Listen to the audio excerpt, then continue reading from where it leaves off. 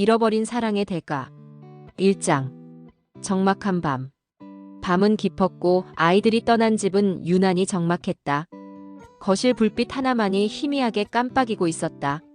수지는 소파에 몸을 맡긴 채 텅 빈 집의 정적 속에서 스스로에게 되뇌었다. 나는 이기적이다. 이 말은 이제 그녀의 일상이 되었다. 매일 밤 어둠이 내려앉으면 어김없이 찾아오는 자책의 시간. 한때 웃음소리로 가득했던 이 집은 이제 그녀의 죄책감을 증명하는 무덤과 같았다. 창밖으로는 가을비가 내리고 있었다. 빗소리만이 이 적막한 공간에서 유일한 위안이었다. 수지는 벽에 걸린 가족 사진을 바라보았다. 행복했던 시절의 증거들이 그녀를 조롱하듯 미소 짓고 있었다. 따뜻한 웃음이 가득했던 가족, 사랑하는 남편, 그리고 천진난만했던 아이들. 모든 것이 과거형이 되어버린 지금 남아있는 건 텅 빈 집과 끝없는 후회뿐이었다. 2장. 첫사랑의 시작. 그와의 만남은 고등학교 2학년 봄이었다. 벚꽃이 흩날리던 4월의 어느 오후, 수지는 도서관에서 문학과제를 하고 있었다. 햇살이 창문을 통해 비스듬히 들어오고 먼지가 황금빛으로 춤추고 있을 때였다. 실례합니다. 이 자리 비어있나요? 돌아본 수진의 눈에는 따뜻한 눈빛을 가진 소년이 보였다. 민호였다. 그는 학년에서도 유명한 모범생이었고 늘 온화한 미소를 지니고 있었다. 네, 앉으세요. 그렇게 시작된 인연이었다. 처음엔 단순한 친구 관계였지만 함께 공부하고 이야기를 나누면서 자연스럽게 가까워졌다. 민호는 수진의 말을 끝까지 들어주었고 그녀가 힘들어할 때마다 격려를 아끼지 않았다. 수진아, 넌 생각보다 훨씬 강한 사람이야. 그리고요? 아름다워. 마음도 얼굴도. 그 순간 수진의 뺨이 붉어졌다. 10대의 순수한 사랑이 꽃 피우는 순간이었다. 민호는 늘 그녀를 향해 따뜻한 눈빛을 보냈다. 등하교길을 함께 걸으며 작은 카페에서 달콤한 시간을 보내며 두 사람은 서로에게 빠져들었다. 넌 내 인생의 전부야, 수진아. 평생 너만 사랑할 거야. 고등학교 3학년 졸업식 날, 민호가 한 약속이었다. 그때 수지는 그 말을 의심하지 않았다. 그의 눈빛에서 진심을 읽었기 때문이다. 3장. 결혼 그리고 평온한 일상. 대학을 졸업하고 민호와 결혼한 것은 자연스러운 수순이었다. 25살의 수지는 웨딩드레스를 입고 민호 앞에 섰다. 그의 눈에는 여전히 고등학교 때와 같은 따뜻함이 있었다. 사랑해, 수진아. 평생 행복하게 해줄게. 신혼집은 작은 아파트였지만 사랑으로 가득했다. 민호는 성실한 회사원이었고 수지는 아이들을 키우며 가정을 지켰다. 첫째 아들 준호, 둘째 아들 민준, 그리고 막내딸 지은이까지. 세 아이는 그들의 사랑의 결실이었다. 결혼 20년 동안 큰 다툼은 없었다. 민호는 여전히 수진을 사랑했고 그 사랑을 표현하는데 주저하지 않았다. 하지만 시간이 흐르면서 작은 균열이 생기기 시작했다. 민호는 더 많은 애정을 원했다. 아이들을 키우느라 지친 수진에게 더 가까이 다가오려 했다. 하지만 수진은 늘 피곤했고 그런 기분이 아니었다. 육아와 가사에 지친 그녀에게 남편의 애정 표현은 때로 부담으로 느껴졌다. 여보, 오늘은 우리 시간을 가져보자. 민호 씨, 미안해요. 너무 피곤해서. 수진아, 요즘 우리가 너무 멀어진 것 같아. 그런 게 아니라 아이들 때문에. 이런 대화들이 반복되었지만 그럼에도 가족은 안정적이었다. 행복은 당연한 듯 이어졌고 수지는 이 평범한 일상이 영원할 것이라고 믿었다. 4장. 변화의 시작. 수진이 39이 되던 해, 삶의 변화의 바람이 불기 시작했다. 아이들이 어느 정도 자라면서 여유가 생긴 그녀는 자신을 돌아보게 되었다. 거울 속의 자신은 언제부턴가 늙고 지쳐 보였다. 이래서는 안 되겠어. 결심을 한 수지는 다이어트와 운동을 시작했다. 새벽마다 헬스장에 나가고 식단을 조절했다. 82kg이던 체중은 서서히 줄어들기 시작했다. 6개월 후 거울 속의 수지는 완전히 달라져 있었다. 61kg으로 줄어든 몸매, 화사해진 얼굴, 그리고 무엇보다 되찾은 자신감. 오랜만에 느끼는 자신에 대한 만족감이었다. 변화는 주변 반응에서도 나타났다. 낯선 시선들이 따라붙었다. 마트에서, 카페에서, 심지어 아이들 학교에서도. 수지는 이런 관심이 새롭고 기분 좋았다. 결혼 후 잃어버렸던 여성으로서의 자신감을 되찾는 기분이었다. 민호도 변화를 알아챘다. 여보, 정말 예뻐졌어. 노력한 보람이 있네. 하지만 칭찬 뒤에는 묘한 불안감이 숨어 있었다. 아내가 너무 아름다워진 것이 오히려 걱정스러웠다. 다른 남자들의 시선이 느껴졌기 때문이다. 5장. 운명적 만남. 그해 가을, 수진이 다니던 헬스장에 새로운 PT 트레이너가 들어왔다. 강준혁, 29살의 젊은 남자였다. 키 183cm의 탄탄한 체격, 깊은 눈매, 그리고 무엇보다 자신감 넘치는 미소가 인상적이었다. 안녕하세요. 새로 오신 강준혁 트레이너입니다. 앞으로 잘 부탁드려요. 처음 만난 날, 준혁의 눈빛이 수진에게 오래 머물렀다. 그의 시선에는 단순한 호기심 이상의 무언가가 있었다. 수진 씨는 정말 노력가시네요. 이렇게 변한 사람은 처음 봐요. 고마워요. 제가 워낙 의지가 약해서 그런 것 같지 않은데요. 이렇게 멋지게 변신하신 걸 보니까. 준혁의 칭찬에 수진의 마음이 설레었다. 오랜만에 받는 다른 남자의 관심이었다. 그는 민호와는 완전히 달랐다. 젊고 열정적이고 무엇보다 수진만을 바라보는 그의 눈빛에는 간절함이 있었다. 트레이닝이 끝난 후에도 둘의 대화는 이어졌다. 카페에서, 때로는 공원에서. 준혁은 수진의 이야기를 진지하게 들어주었고 그녀가 몰랐던 새로운 세상의 이야기를 들려주었다. 수진 씨는 정말 특별해요. 이런 여성을 만난 건 처음이에요. 저는 그냥 평범한 아줌마예요. 아니에요. 수진 씨는 아름다워요. 그리고 매력적이에요. 그걸 모르시나요? 준혁의 고백은 점점 직접적으로 변해갔다. 그는 수진을 원한다고 말했다. 처음에는 당황했지만 점점 그의 열정적인 사랑에 마음이 흔들리기 시작했다. 6장. 흔들리는 마음. 나도 사랑받고 싶어. 어느 날 밤 잠든 가족들을 바라보며 수진은 혼잣말을 했다. 민호는 여전히 그녀를 사랑한다고 말했지만 그 사랑은 너무 익숙해졌다. 20년 동안 이어진 일상적인 사랑. 반면 준혁의 사랑은 타올랐다. 그는 수진을 보는 순간순간이 특별하다고 말했다. 그녀와 함께하는 모든 시간이 소중하다고 했다. 수진 씨 없이는 못 살 것 같아요. 진짜예요. 준혁 씨. 저를 한 번만 믿어보세요. 행복하게 해드릴게요. 수진의 마음속에서는 이성과 감정이 충돌했다. 가족을 위해서는 이 모든 것을 정리해야 했다. 하지만 여성으로서의 자신은 이 새로운 사랑을 갈망했다. 민호는 아내의 변화를 감지했다. 그의 다정한 눈빛은 점점 날카로운 의심으로 바뀌어갔다. 여보, 요즘 뭔가 달라진 것 같은데. 뭐가요? 잘 모르겠어. 그냥 뭔가 숨기고 있는 것 같아. 무슨 말씀이세요? 숨길 게 뭐가 있어요? 하지만 수지는 남편의 눈을 피했다. 마음은 이미 다른 곳에 있었기 때문이다. 죄책감과 설렘이 동시에 존재하는 복잡한 심경이었다. 7장. 금단의 선을 넘다. 결정적인 순간은 겨울의 어느 저녁이었다. 아이들은 친구 집에서 자기로 했고 민호는 회사 야유회로 늦을 예정이었다. 수지는 혼자 집에 있었다.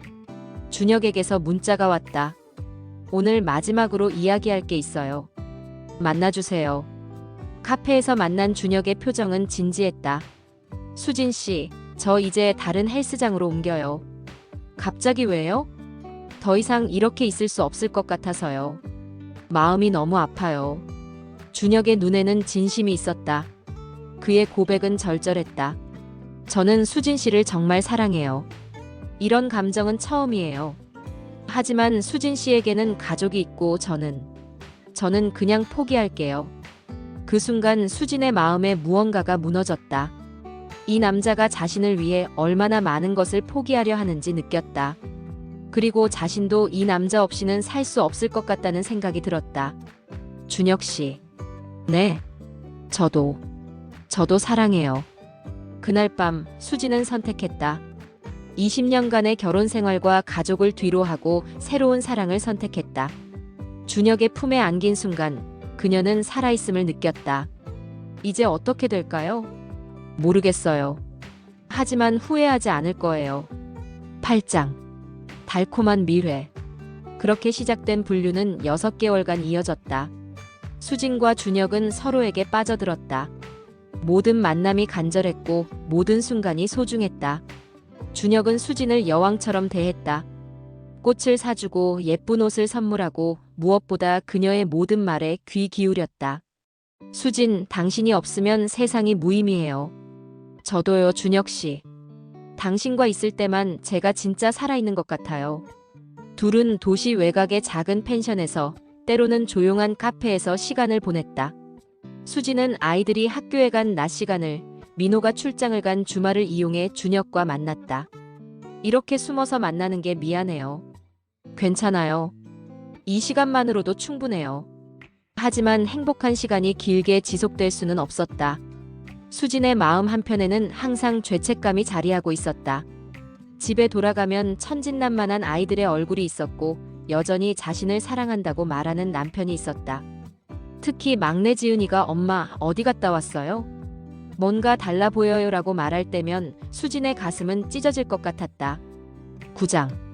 의심의 그림자. 민호는 바보가 아니었다. 20년을 함께 산 아내의 변화를 눈치채지 못할 리 없었다. 수진이 예뻐진 것은 좋았지만 그녀의 마음이 멀어지는 것은 느낄 수 있었다. 여보, 요즘 우리 대화가 줄었네. 그런가요? 별로 그런 것 같지 않은데. 예전 같으면 하루 종일 있었던 일을 다 얘기해줬는데 요즘엔 뭔가 딴 생각을 하는 것 같아. 민호의 관찰은 정확했다. 수진은 집에 있어도 마음은 준혁에게 가 있었다. 그의 문자를 기다리고 다음 만남을 생각하며 미소 짓고 있었다. 어느 날 저녁 민호는 직접적으로 물었다. 수진아, 혹시 다른 남자 있어? 뭐라고요? 아니면 말고. 그냥 요즘 너무 예뻐져서 다른 남자들이 좋아할 것 같아서. 민호 씨, 무슨 소리예요? 저한테 그런 시간이 어디 있어요? 거짓말이었다. 수진은 남편의 눈을 똑바로 보지 못했다. 죄책감이 목을 조였지만 준혁과의 사랑을 포기할 수는 없었다. 민호는 아내의 변화를 더 자세히 관찰하기 시작했다. 새로 산 옷들, 달라진 화장법, 그리고 무엇보다 자신을 피하는 시선들. 모든 것이 수상했다. 10장. 파국의 전조. 이제 정말 끝내야 할 것 같아요. 어느 날 준혁과의 만남에서 수진이 말했다. 6개월간의 밀회는 그녀를 지치게 했다. 죄책감과 행복감 사이에서의 줄타기는 더 이상 지속될 수 없었다. 왜요? 우리 행복하잖아요. 하지만 이건 옳지 않아요. 제게는 가족이 있어요. 가족이 당신을 행복하게 해줘요? 저만큼? 준혁의 질문에 수진은 대답할 수 없었다. 정말로 민호와의 결혼 생활이 자신을 행복하게 했는지 확신이 서지 않았다. 준혁 씨, 우리 이제 정말 끝내요. 이렇게 가다가는 모든 걸 잃을 것 같아요. 그럼 모든 걸 잃어도 상관없으니까 나랑 함께 가요. 우리 다른 곳에서 새로 시작해요. 준혁의 제안은 진심이었다. 그는 정말로 수진과 함께 모든 것을 버리고 새 출발할 준비가 되어 있었다. 하지만 수진은 흔들렸다. 아이들의 얼굴이 떠올랐다. 준호, 민준, 지은이. 그들을 버리고 갈 수는 없었다. 미안해요. 저는 못 가요. 수진. 정말 미안해요. 그날 이후로 수진은 준혁과의 만남을 줄였다. 하지만 완전히 끊을 수는 없었다. 그에 대한 감정이 너무 컸기 때문이다. 11장. 운명의 그날. 마지막 만남을 가지기로 한 날이었다. 수진은 정말로 모든 것을 정리하기로 결심했다. 더 이상 이 이중 생활을 지속할 수 없었다. 집에서 나서기 전 수진은 거울 앞에 섰다. 예뻐진 자신의 모습을 보며 복잡한 심경이었다. 이 모든 변화가 이런 결과를 가져올 줄 몰랐다. 다시는 이런 일은 없을 거야. 손님방에서 준혁과 마지막 대화를 나누기로 했다. 그곳에서 모든 것을 정리하고 새로운 시작을 하려 했다. 준혁 씨, 정말 고마웠어요. 하지만 이제 알아요. 하지만 마지막으로 한 번만 안아주세요. 준혁이 수진을 안았다. 그의 품은 따뜻했고 수진은 잠시 모든 것을 잊었다. 이 남자와 함께했던 6개월이 주마등처럼 지나갔다. 바로 그때였다. 쾅! 손님방 문이 거칠게 열렸다. 눈이 핏발선 민호가 서 있었다. 그의 얼굴은 분노로 일그러져 있었고 손에는 야구 방망이가 들려 있었다. 이런 일이. 민호의 목소리는 떨리고 있었다. 20년 결혼 생활에서 가장 충격적인 순간이었다. 12장. 파국. 이어진 건 폭력, 비명, 울부짖음이었다. 민호는 이성을 잃었다. 야구 방망이를 휘둘러 준혁을 공격했고 수진은 비명을 질렀다. 피가 흘렀고 준혁은 바닥에 쓰러졌다. 그만해요. 그만.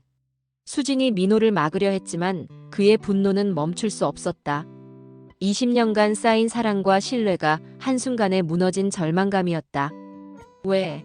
왜 이랬어? 민호의 울부짖음이 집안을 메웠다. 이웃들이 소음 때문에 신고를 했고 곧 경찰과 구급차가 도착했다. 준혁은 중상을 입고 병원으로 실려갔다. 얼굴이 심하게 다쳤고 의사는 영구적인 흉터가 남을 것이라고 했다. 민호는 현행범으로 체포되었다. 그 순간 수진의 세계는 완전히 무너졌다. 아이들이 학교에서 돌아와 경찰차와 구급차를 보고 충격을 받았다. 이웃들의 수군거림, 언론의 관심, 모든 것이 악몽이었다. 13장. 재판과 형벌. 재판정은 냉혹했다. 민호는 중상의 혐의로 기소되었고 수진은 불륜의 증인으로 법정에 서야 했다. 아이들은 아버지의 재판을 지켜보며 눈물을 흘렸다. 피고인은 피해자에게 중상해를 입힌 혐의로 7년의 징역형에 처한다. 판사의 선고가 떨어졌다. 민호는 수갑을 찬 채로 수진을 바라봤다. 그의 눈에는 더 이상 사랑이 아닌 절망만이 남아 있었다. 수진아, 왜 이랬어? 왜? 그의 마지막 질문에 수진은 대답할 수 없었다. 자신도 모르는 일이었다. 어떻게 20년의 결혼 생활을 한순간에 파괴할 수 있었던 것인지. 준혁은 수술을 받았지만 얼굴이 영원히 망가졌다. 한때 자신감 넘쳤던 그의 미모는 흉터로 얼룩졌다. 그는 수진을 원망하며 다른 도시로 떠났다. 이 모든 게 당신 때문이에요. 제 인생이 망가졌어요. 떠나기 전 준혁이 한 말이었다. 사랑했던 남자마저 등을 돌린 순간이었다. 14장. 가족의 등돌림. 가장 아픈 것은 아이들의 반응이었다. 준호, 민준, 지은이 모두 어머니를 외면했다. 엄마, 왜 그랬어요? 아빠가 뭘 못했다고. 큰아들 준호의 질책이 가장 날카로웠다. 20살이 된 그는 이제 모든 것을 이해할 나이였다. 준호야, 엄마가. 말하지 마세요. 더 이상 듣고 싶지 않아요. 아이들은 하나둘씩 집을 떠났다. 기숙사로, 친척 집으로, 어디든 어머니가 없는 곳으로. 수지는 홀로 남겨졌다. 시댁 식구들의 반응은 더욱 혹독했다. 민호의 어머니는 수진을 저주했다. 지옥에나 가라. 우리 아들 인생을 망친 년. 시누이들도 마찬가지였다. 20년간 가족이었던 사람들이 하룻밤 사이에 원수가 되었다. 남동생 민석의 반응이 가장 충격적이었다. 수진을 끔찍이 아끼던 남동생이었는데 그마저 등을 돌렸다. 누나, 정말 실망이에요. 이런 사람인 줄 몰랐어요.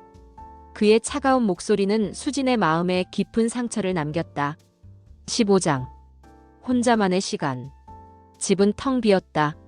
한때 웃음소리로 가득했던 공간은 이제 수진의 한숨소리만 메우고 있었다. 매일 아이들에게 편지를 썼지만 모든 편지는 반송되었다. 준호야, 엄마가 잘못했어. 미안해. 민준이, 엄마 용서해줘. 지은아, 엄마가 너희들을 얼마나 사랑하는지 알지? 하지만 모든 편지에는 수취거부라는 도장이 찍혀 돌아왔다. 아이들은 어머니의 존재 자체를 지우고 싶어 했다. 수지는 매일 울었다. 거울을 볼 때마다 자신이 너무 미웠다. 이 모든 비극의 시작점이었기 때문이다. 다이어트를 해서 예뻐지지 않았다면, 준혁을 만나지 않았다면, 그의 유혹에 넘어가지 않았다면. 나는 이기적이었다. 매일 밤 되뇌는 말이었다. 자신의 행복만을 추구하다가 가장 소중한 것들을 모두 잃어버렸다. 16장. 시간의 잔혹함. 3년이 흘렀다. 수지는 혼자서 버티고 있었다. 작은 일자리를 구해 생계를 유지했지만 마음의 상처는 아물지 않았다. 아이들의 소식을 간간히 들었다. 준호는 명문대에 진학했고 민준이도 좋은 성적을 유지하고 있었다. 지은이는 중학생이 되어 반에서 1등을 했다는 소식이었다. 모든 소식은 민석을 통해 전해 들었다. 누나, 아이들 다 잘 지내요. 그런데 누나는 보고 싶어 하지 않아요. 민석의 말은 여전히 차갑지만 그래도 소식을 전해주는 것만으로도 감사했다. 어느 날 수지는 우연히 준호를 보았다. 대학생이 된 아들은 키도 더 크고 어른스러워져 있었다. 수지는 멀리서 그를 지켜봤다. 그의 얼굴에는 아버지를 닮은 온화함이 있었다. 준호야. 부르고 싶었지만 용기가 나지 않았다. 그저 멀리서 아들의 모습을 보는 것만으로도 가슴이 찢어질 것 같았다. 17장. 남편의 출소. 4년이 지나자 뜻밖의 소식이 들려왔다. 민호가 모범수로 일찍 출소한다는 것이었다. 7년형을 받았지만 4년 만에 출소하게 된 것이다. 수지는 복잡한 심경이었다. 한편으로는 미안하고 또 한편으로는 두려웠다. 그를 어떤 얼굴로 마주해야 할지 몰랐다. 출소 당일 수지는 교도소 앞에 갔다. 하지만 민호는 그녀를 보지 않았다. 대신 아이들이 와서 아버지를 맞이했다. 준호, 민준, 지은이 모두 와 있었다. 아빠. 지은이가 아버지에게 달려갔다. 민호는 딸을 끌어안고 눈물을 흘렸다.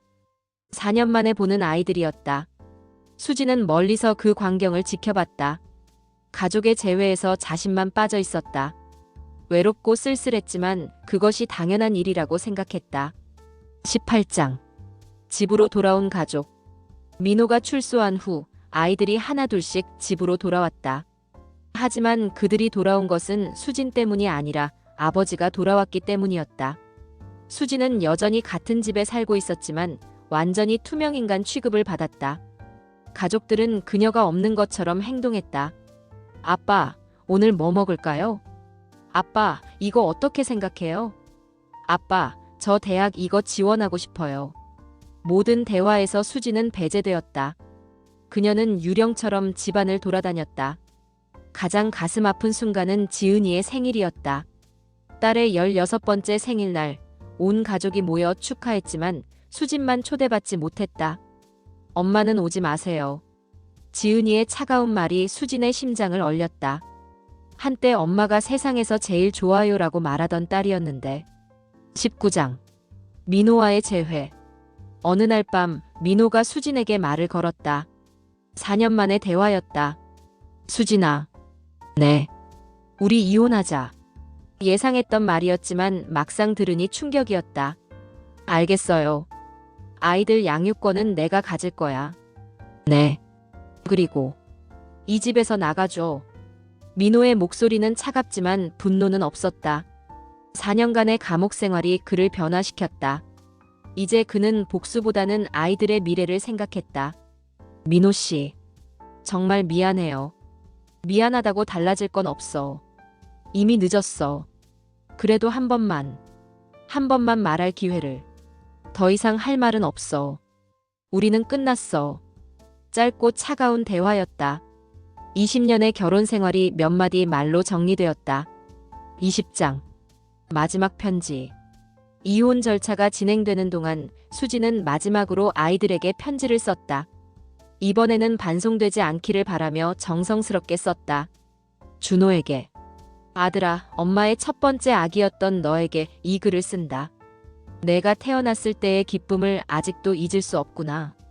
작은 손으로 엄마 손가락을 꽉 잡던 그 순간이 엄마 인생에서 가장 행복한 순간이었어.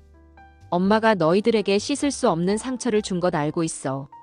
변명할 생각도 없어. 다만 한 가지만은 알아줬으면 해. 엄마는 너희들을 세상 무엇보다 사랑했고 지금도 그 마음은 변하지 않았다는 것을. 내가 훌륭한 청년으로 자라준 것이 자랑스러워. 아빠를 닮아서 착하고 성실한 아이로 커져서 고마워. 엄마 없이도 잘 살아가리라 믿어.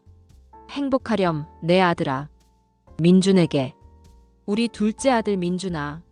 항상 형과 동생 사이에서 눈치를 보던 내가 기특했어. 내가 그린 그림들을 아직도 다 간직하고 있단다. 엄마가 제일 예뻐요라고 쓴 카드도 말이야. 내가 중학생이 되면서 엄마에게 반항하기 시작했을 때 엄마는 속상했지만 동시에 내가 잘하고 있구나 싶어서 기뻤어. 그런데 엄마가 너의 성장을 지켜보지 못하게 되어 정말 미안해. 너의 꿈이 만화가라고 했지? 포기하지 말고 끝까지 해봐. 엄마는 내가 무엇을 하든 응원할게. 멀리서라도 말이야. 지은에게. 내 사랑하는 딸 지은아. 엄마가 그토록 바라던 딸이었어. 내가 태어날 때 엄마는 정말 행복했단다. 드디어 딸을 낳았다고 예쁜 옷도 입히고 머리도 예쁘게 묶어주겠다고 얼마나 기뻤는지 몰라. 내가 엄마를 닮아서 예쁘게 자라줘서 고마워. 하지만 엄마보다는 할머니나 고모님들을 닮았으면 좋겠어. 엄마처럼 이기적인 사람이 되지 않았으면 좋겠어. 내가 엄마를 미워하는 것 이해해. 엄마도 자신이 너무 미워. 하지만 언젠가는 엄마가 너를 얼마나 사랑했는지 알아줬으면 좋겠어. 편지를 다 쓰고 나서 수지는 오랫동안 울었다. 이것이 마지막 일 수도 있다는 생각에 마음이 무너졌다. 21장. 남동생의 집 앞에서. 이혼이 성립되고 수지는 집을 떠나야 했다. 갈 곳이 없어 남동생 민석의 집 앞에 섰다. 편지 뭉치를 들고 마지막 희망을 걸어보기로 했다. 민석은 집 앞 마당에서 차를 닦고 있었다. 4년 만에 보는 남동생이었다. 그는 많이 늙어 보였다. 누나 때문에 받은 스트레스가 그를 늙게 만들었다. 민석아. 수진이 이름을 불렀다. 민석은 고개를 돌렸다. 그의 얼굴에는 복잡한 감정이 스쳤다. 누나. 민석아, 미안해. 수진의 눈에서 눈물이 터졌다. 4년간 참았던 모든 감정이 한꺼번에 쏟아져 나왔다. 그녀는 남동생을 끌어안았다. 한때 자신을 가장 사랑했던 사람이었다. 하지만 민석은 차갑게 몸을 빼냈다. 누나, 이거 다 돌려줄게. 그의 손에는 수진이 그동안 보낸 편지들이 있었다. 모두 읽지 않고 보관해 두었던 편지들이었다. 민석아, 제발. 누나, 이제 연락하지 마세요. 조카들한테도 좋지 않아요. 민석은 편지 뭉치를 수진에게 돌려주고 등을 돌렸다. 집 앞 대문 쪽에는 조카들이 서 있었다. 민석의 아이들이었다. 그들의 눈빛에는 단 한 톨의 사랑도 남아있지 않았다. 수진은 그 자리에 무너져 주저앉았다. 마지막 희망마저 꺾인 순간이었다. 22장. 홀로 서는 길. 결국 수진은 작은 원룸을 얻어 혼자 살기 시작했다. 40대 중반의 나이에 완전히 새로운 출발이었다. 식당에서 설거지 일을 하며 하루하루를 버텨나갔다. 매일 밤 텅 빈 방에서 과거를 돌이켰다. 아이들의 웃음소리, 남편의 따뜻한 눈빛, 가족의 온기. 모든 것이 과거에만 존재했다. 만약 그때 다른 선택을 했다면. 하지만 후회해도 돌이킬 수는 없었다. 시간은 앞으로만 흘렀고 상처는 아물지 않았다. 어느 날 우연히 거리에서 민호를 보았다. 그는 지은이와 함께 쇼핑을 하고 있었다. 딸과 아버지의 모습은 평화로워 보였다. 지은이는 예전보다 더 예뻐져 있었고 민호는 여전히 다정한 아버지였다. 수지는 멀리서 그들을 지켜봤다. 자신이 있었어야 할 자리에서 빠진 가족의 모습이었다. 가슴이 미어졌지만 그들이 행복해 보여서 다행이기도 했다. 23장. 또 다른 만남. 2년이 더 지났다. 수지는 이제 혼자 사는 것에 익숙해져 있었다.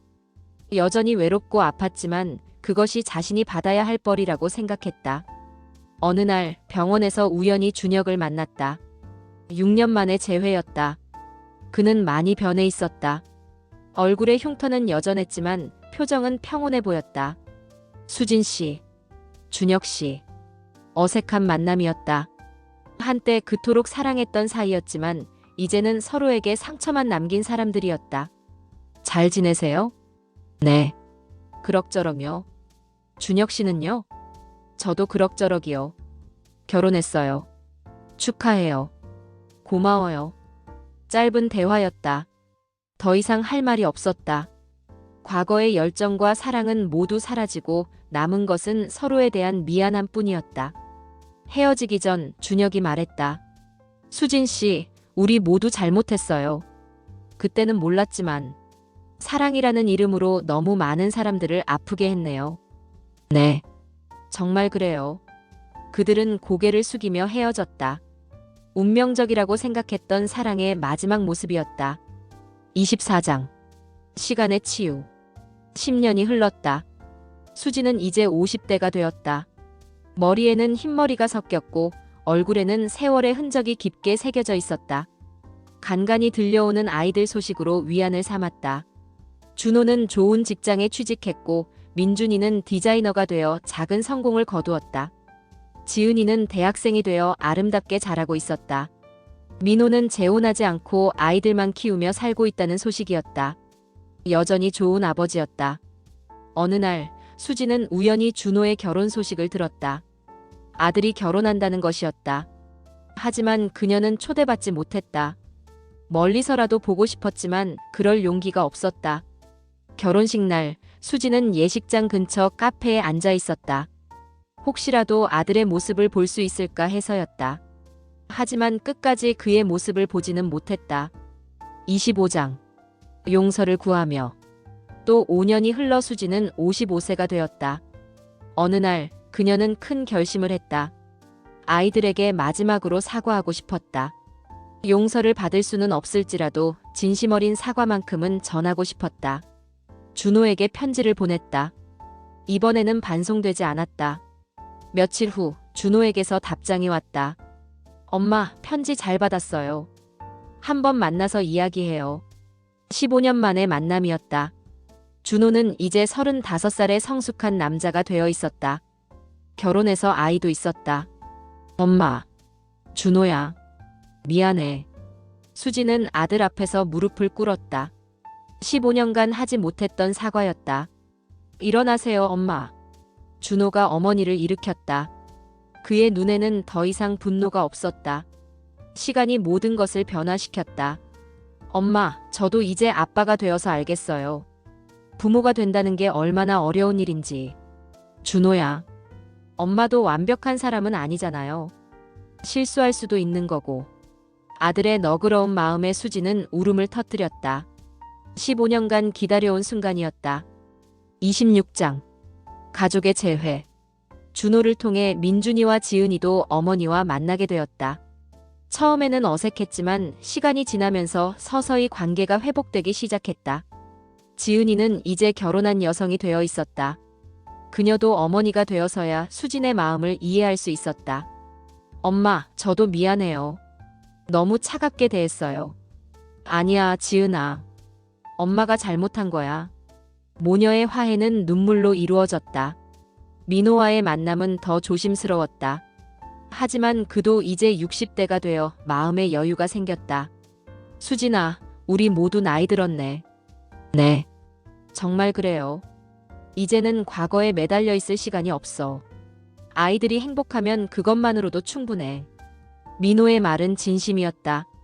15년이라는 시간이 모든 상처를 치유했다. 에필로그 적막한 밤의 끝. 다시 그 밤으로 돌아왔다.